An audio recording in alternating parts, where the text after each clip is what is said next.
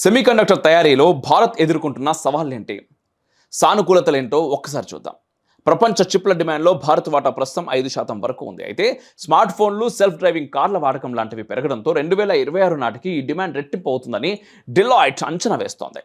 దేశీయ మార్కెట్ పెరగడం ప్రస్తుతం స్పష్టంగా కనిపిస్తోంది కూడా. కానీ సరఫరా గొలుసులోని వివిధ దశలైన product development, design, fabrication, ATP, assembly test, packaging సపోర్ట్లలో ప్రస్తుతం డిజైన్ ఫంక్షన్లో మాత్రమే భారత్ పరిశ్రమలు ఎక్కువగా పనిచేస్తున్నాయి. అయితే విక్రమ్ 3201 తయారీతో ఈ పరిమితిని దాటినట్టు అర్థమవుతుంది.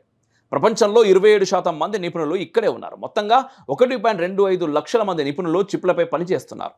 ఇంటెల్, ఏఎండి, క్వాల్కామ్ లాంటి సెమీ కండక్టర్ తయారీ సంస్థలు ఇక్కడ రీసెర్చ్ అండ్ డెవలప్మెంట్ సెంటర్లను ఏర్పాటు చేశాయి. అయితే పెట్టుబడులు పెరిగేటప్పుడు ఇక్కడ దాదాపు 2.5 లక్షల మంది కార్మికులు అవసరం అవుతారని, అప్పుడు కంపెనీలకు నిపుణులు దొరకడం సవాలుగా మారచ్చు. దీంతో పరిశ్రమలు, విద్యా సంస్థల మధ్య భాగస్వామ్యం ఇక్కడ కీలక పాత్ర పోషించనుంది.